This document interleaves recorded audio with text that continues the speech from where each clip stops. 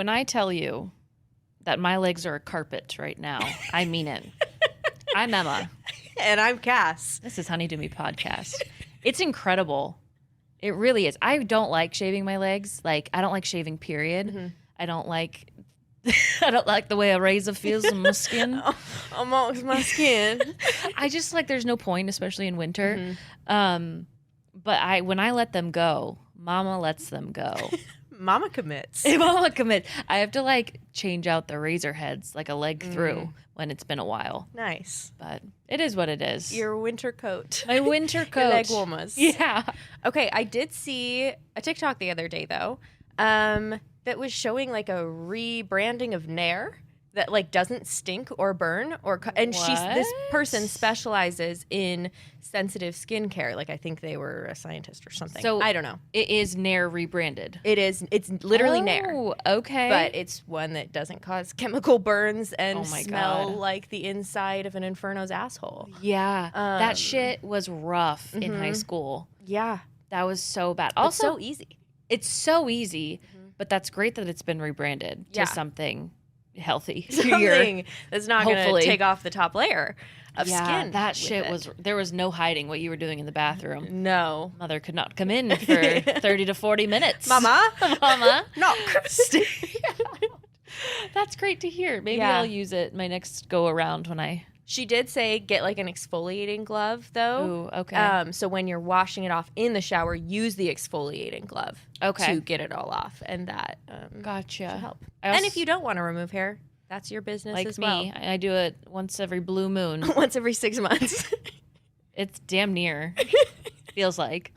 I also want to get an at-home waxing kit, but I need someone to help me with the butt. Cass? Great.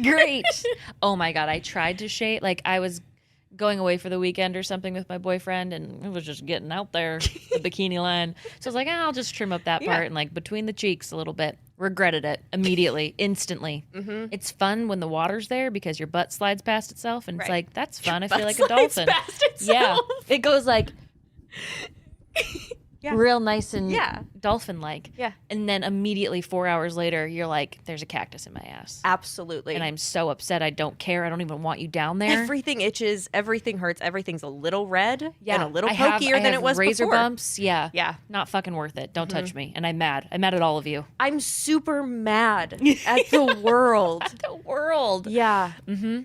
Immediately. Well, I got that like laser hair thingy, so you can borrow that if you want. I use it for my pits because I also don't shave it. Because there's another forest. It really is. Yeah, that one's a long-term oil. Commitment because you have to do it a couple of times a week, and I've never committed to something that intensely in my life. No, I don't even. I've never done anything a couple of times a week for 6 weeks. Yeah, no. Yeah. Interesting. Well, today is not actually about hair removal or maintenance. No. Weirdly. I'm sorry if you were lured into a false belief. Yeah. It's not, though. It's about the things we've learned this past year and the best fucking shit that has changed our lives and our sex lives. Our absolute favorite things. Things that we have now lived by that have improved everything about our existence. Absolutely. So I'm going to go first. Yeah, you're going to go first. And then next week, you'll hear mine. Yes. So stay tuned. So first of all, I want to put it out there that this year has been incredible with who we've talked to. Like there has been just some amazing people that we have met that have given us their time. Like I am blown away by what we've been able to do this year.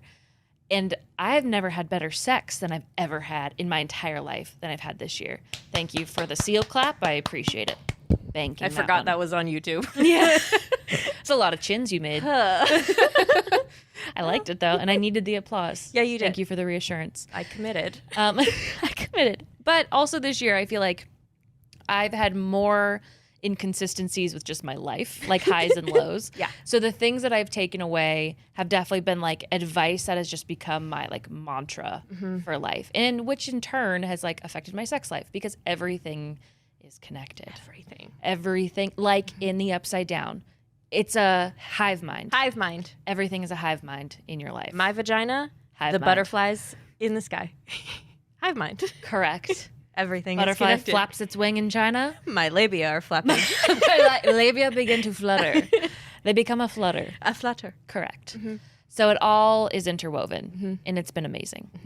I'm going to start out with something that really impacted me in like the height of my singledom. Okay.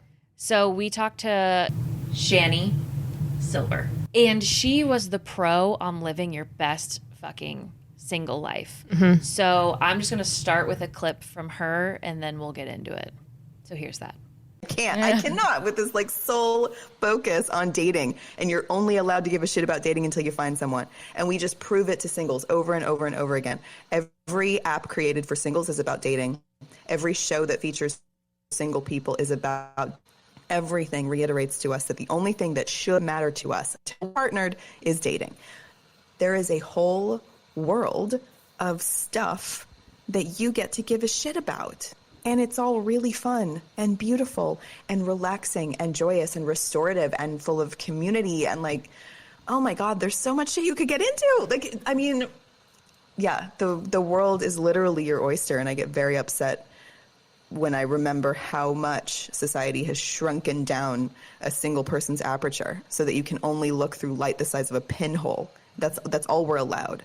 Until you're partnered, you can't really live. So what's hard for me is that I feel like when I was single, I really honed in on I'm single, I'm waiting to date someone so my life can start.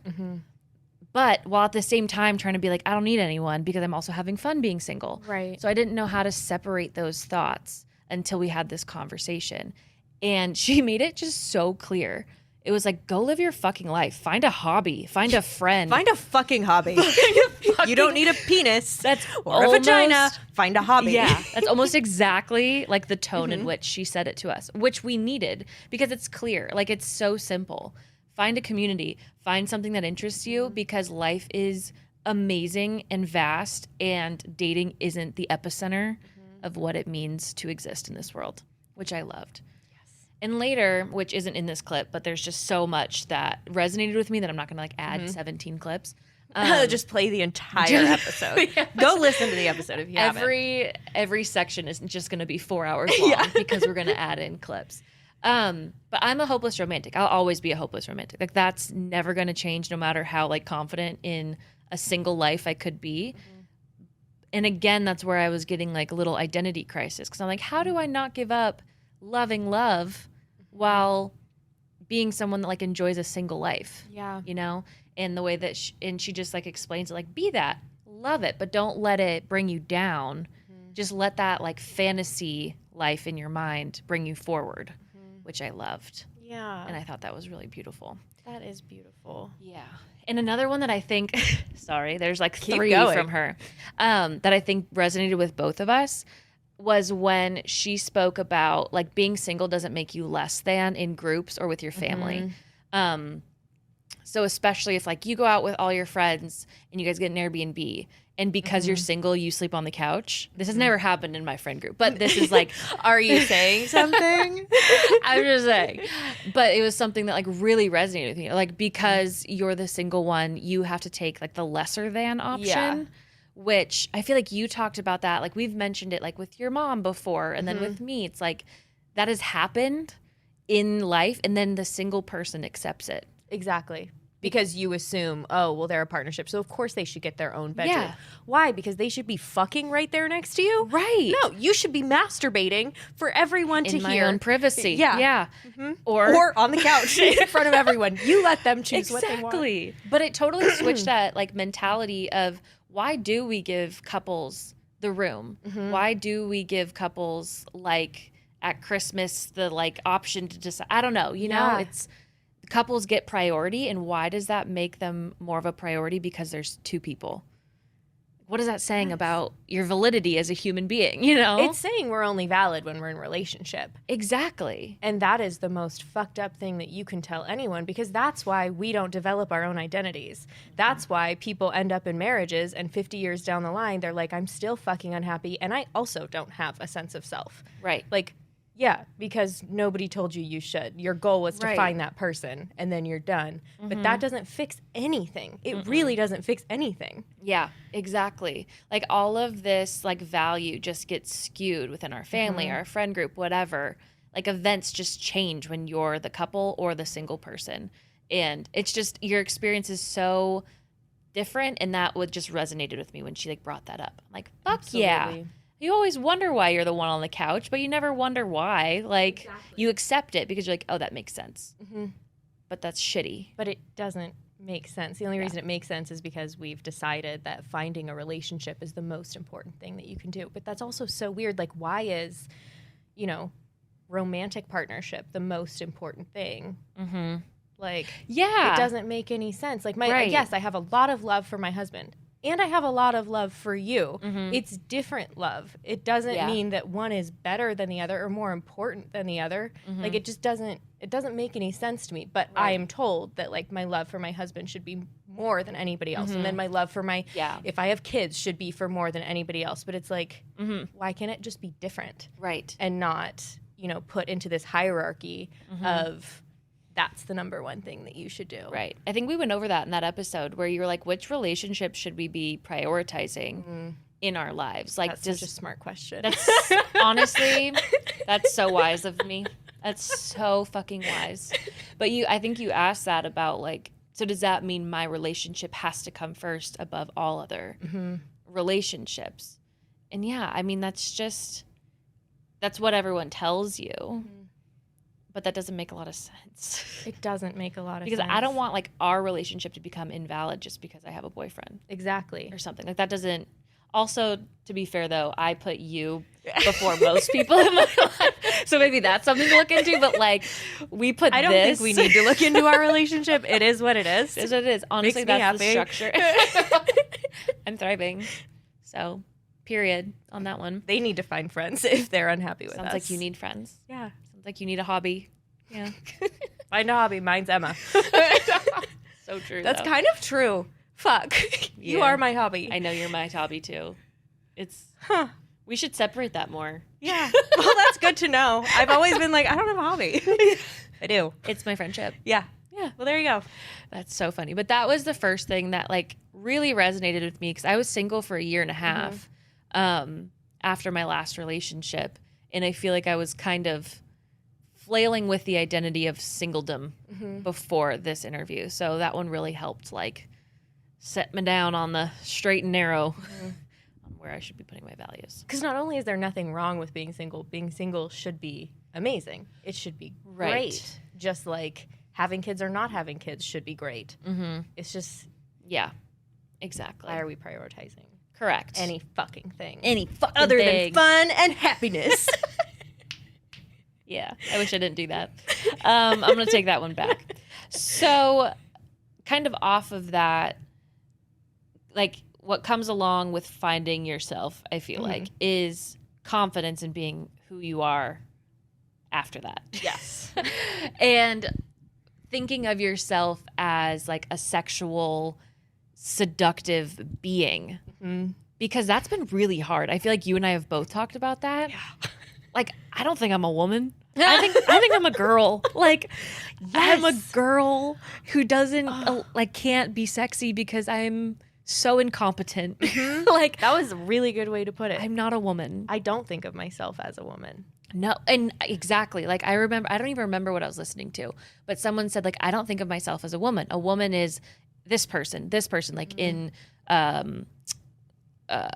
society, whatever. I'm thinking celebrities, you know, like this person is definitely a woman. I'm not. And that resonated so much. I'm like, I don't think of myself as like a sexy woman. I'm just Emma.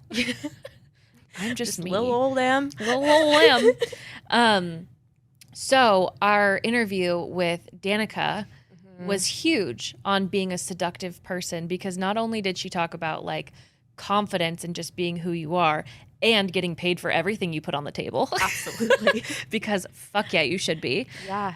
But she also literally told you how to look seductive and fucking own it. Like how to walk, how to talk, how to like smize, how to whatever. I practiced that walk that she described so many times. I don't think I can pull it off as well as she can. But hey, I tried. But you're doing what you can. Yes, exactly. So, but one of the things that really resonated with me was something that she mentioned at the end of the episode. So I'll just play that now and then go into it. And there's another, I'm big on saying it's quotes. And there's one quote that I absolutely have always loved. It's like, I know what I bring to the table, so I'm not afraid to eat alone. And I think it's very, very true. Like, not to toot my own horn, but I know I'm a very well-rounded person. So, like, I'm not lacking something in my life that someone else needs to bring in. So I'm okay with the no's. I'm okay with the single time. I'm okay with, like, doing me for a bit. And I think society, a lot of the time, we put this pressure on people that to be successful, you have to have a partner, or you're getting married, or you're having kids. And these are these landmarks of success in life. And I think that's just so outdated nowadays. So I've been like muttering this to myself now for the past year since we've talked to her, because it just feels so powerful of not saying that I have to be alone, but it's like, know what the fuck you bring to the table. Yeah. Know who you are and own that. And don't be afraid to, like, if someone comes at you and is like, oh, you're not this, you're not that. It's like, no, fuck you. I know exactly what I bring to the table. And, like, I'm not afraid to eat alone. Exactly. I have to. I just thought it was so powerful. Well, and if you don't know what you're bringing to the table, I feel like you will settle for somebody sitting down at that table who is offering you the fucking bare minimum, if that. So true. Because I feel like bare minimum should be like decency, kindness, courtesy. That's not bare minimum anymore.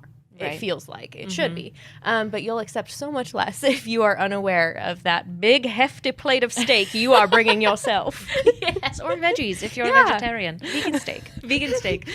Exactly. And I just feel like that expanded into, like, owning my sexuality. Sensuality. There we go. And sexuality. Sure. All of it. And just, like, what I've accomplished in this past year. Like, we've done so much shit with this podcast. And I mean shit in a good way. You guys are wonderful. Yeah. We've done so much shit there. I've done great things with, like, my 9 to 5, my family, my friends, like, relationships. All of that has been so successful. And so, like, own that and let that bleed into how you carry yourself, like, as whoever you are, but for me as a woman, and how I think of myself in, like, a sexual, sensual way. So I don't know. I'm still trying to live up to her, but that mantra helps, like, me remember what I felt like in that interview. Absolutely. She's so cool. She was so fucking cool. And it's such a, like, you're right. I don't think of myself as, like, a sexy woman or, like, a seductress or anything. Right. But that episode was a reminder that, like, I do have the capacity for those things. And the reason I don't feel that way is because I don't let myself feel that way. Nobody is telling me those things. And even if they were, fuck them. But I am actively telling myself that I'm not. And that's what makes it feel like I am not. Yeah, exactly. And I don't think she's ever talked down to herself, or at least not in a very long time. Yeah. I don't think. Because... just the way that she talks about her own life and how she can, like, be a magnetic presence to anyone in the room. Because one, she thinks that she is. And two, she comes off like, I deserve your attention. Absolutely. And then she does. She gets it. And then she is magnetic. So, yeah. So that just felt really, like, resonating and good to carry with me throughout this last year. And so those two kind of carried me through the first half of the year, being single, figuring out who I was as that single person with personal highs and lows. There were a lot of them. There were some times in there. There were some times. Cass and I were just talking about it before this. There were some times. And then this next one kind of brought me through my relationship phase, where you and I have learned so much from our guests in, like, doing this podcast and in our community. And so I feel like I went into my relationship fucking flawless, to be honest. I get it. I feel like I was high and fucking mighty, could do no wrong. Like, as much as I don't think about myself that way in any other aspect of my life, I did in relationships and interrelationships with, like, friends and, you know, romantic partners. Because I just thought, like, I have all this info. I know how to apply it. I'm perfect. And then we did an episode about being toxic.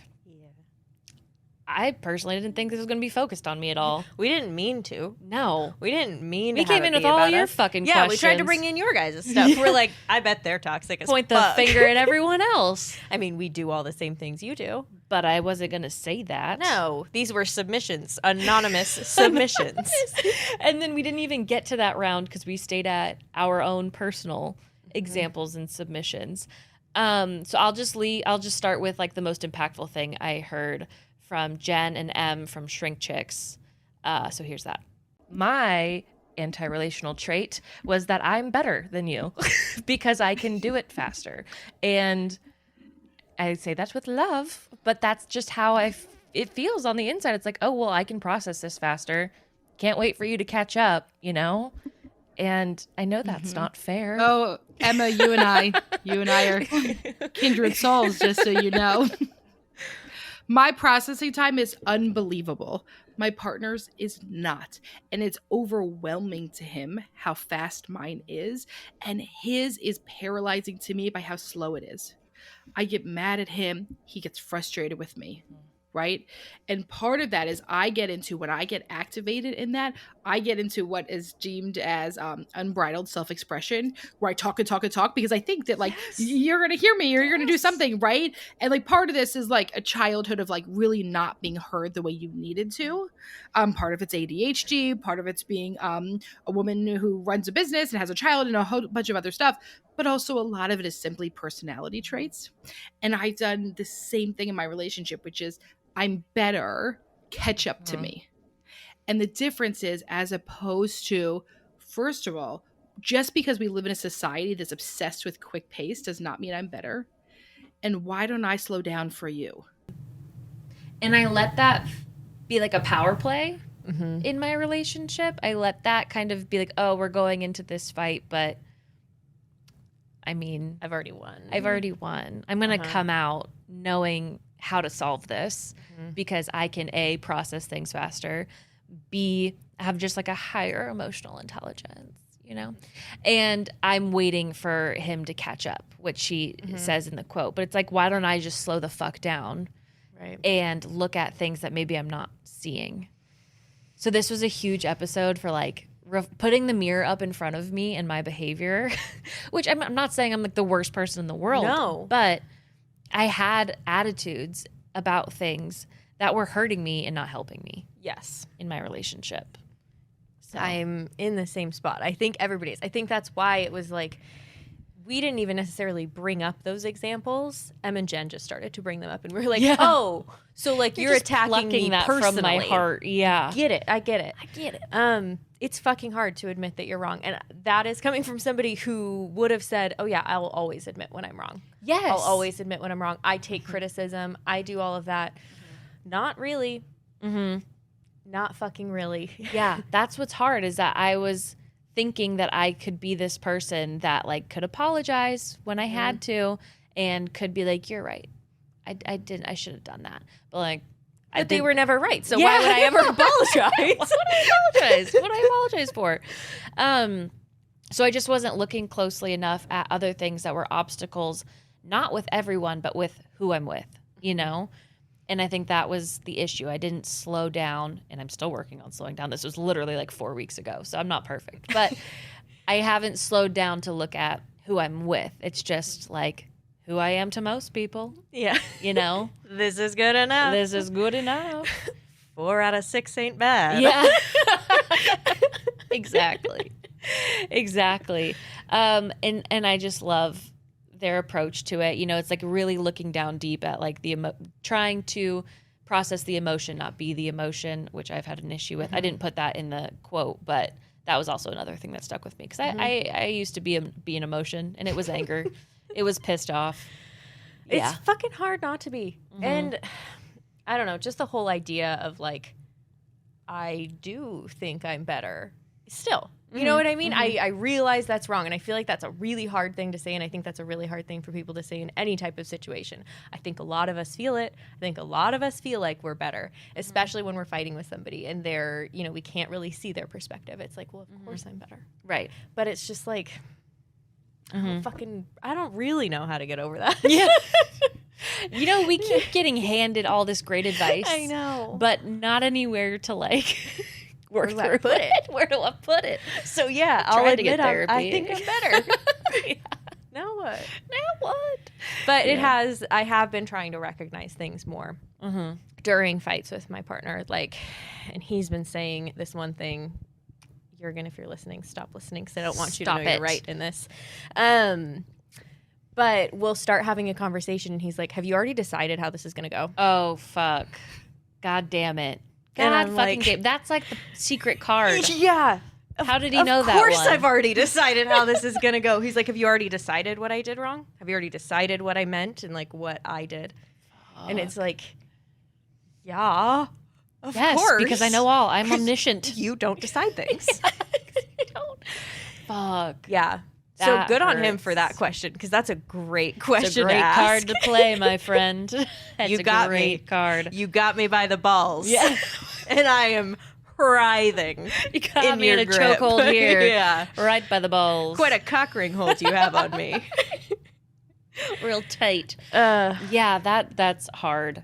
There were so many like aha moments throughout that interview, throughout this whole year. Yes. Like people the list could go on with who has changed my fucking life. Like our interviews with Victoria Albina as well. Oh my God. Like I couldn't pick any three, so she's not in this rotation, but she has changed my life forever. Hands down. It's just been such like a look at yourself type of year for me.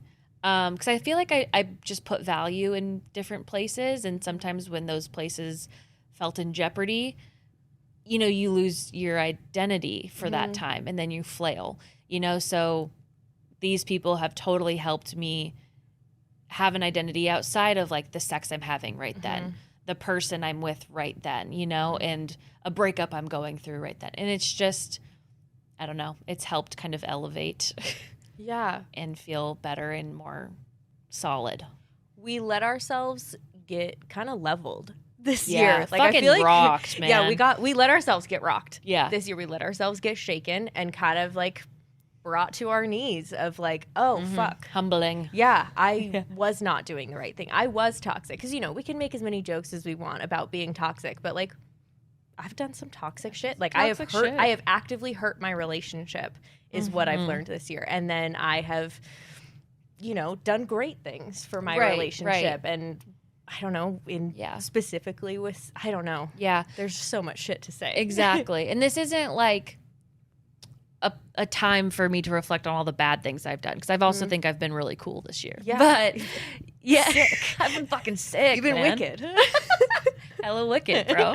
So, but it's just like these have definitely added to my life and added to my sex life and my communication, which, I mean, I don't think we could say it enough, even though it sounds boring to title it, but communication directly impacts the sex you have.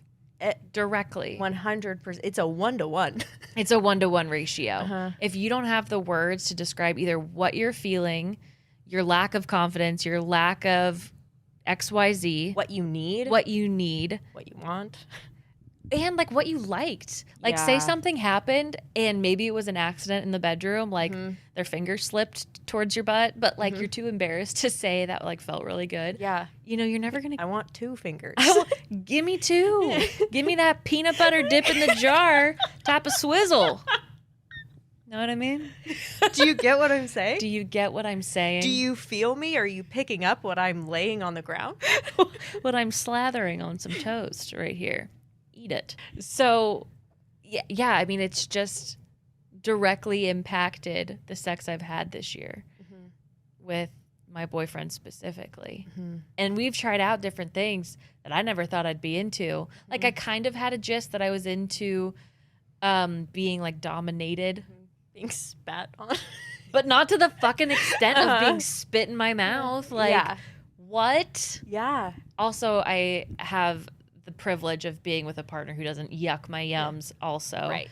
Because I don't know have we talked about on the podcast where I've talked about being peed on? Or the curiosity? No, that's never happened to me. I was like, you were telling them before me? You never are happened to telling me. everyone else before me?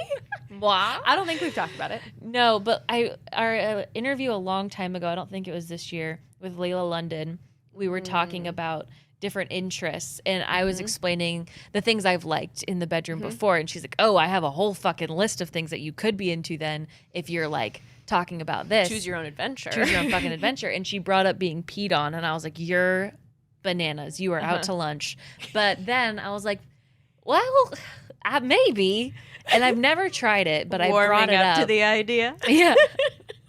But I've brought it up to him, and he's like, I'll do it if you want. And, you know, there's just like so much curiosity that has entered the bedroom for me this year that I never would have had without the communication and all three of these people or interviews. Whatever. Tips. Fucking tips. Yeah. I feel like my biggest takeaway overall is like, let yourself be wrong. You know what I mean? Mm-hmm. You are letting yourself be wrong because you thought you definitely would never let somebody pee on you. Yeah. You were wrong, and you're letting yourself be wrong. And maybe you won't be into it. Who knows? Yeah. But like, you're letting yourself be wrong enough to give yourself an experience. If you're, you know, fucking up toxically in your relationship, let yourself be wrong. Let yourself do the wrong thing, because if we don't let ourselves like admit that we're wrong, we can't move into what's right. Right. And I feel like that's true with, you know, I think something we talk about a lot is critiquing a partner, which can be really hard, and accepting critique. But like, you know, if you are going down on me in a way that does not feel good, let yourself be wrong. Right. So that it can feel good. Like, what is our goal? And I feel like that goes back to Shrink Chicks of like, is your goal to be right or is your goal to be happy? Yes, absolutely. And it's like, I fucking hope it's want to be it to happy. be happy. There have been a couple times since she said that I'm like, I'm choosing to be right. I'm going to choose to be right. I'm going to go right this now, way. It's right. Yeah. In an alternate universe, she chose to be happy, but today I'm choosing to be right. Thank this you. This bitch chose to be right.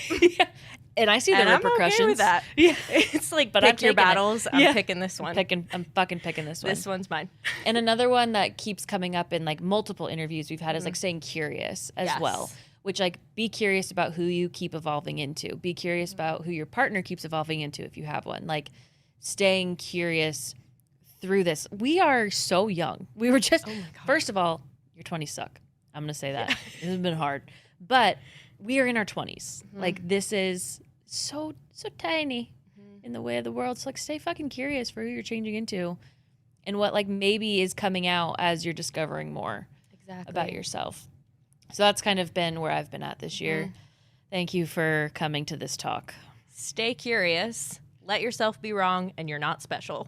Yeah. The 3 things you can learn from Honeydew fucking Me. pillars. The 3 horsemen. The 3 horsemen of Honeydew Me. Correct. So those are my most helpful tips from this year. They'll get you better sex. Yeah. They'll get you a better life. Get you a better fucking life. I promise you. And that's all I have for you today. Beautiful. Yes. Well, next week, you can look forward to Cass's. It's my turn, babies. Fuck yeah. So we'll see you next week. Yeah. Bye. Bye.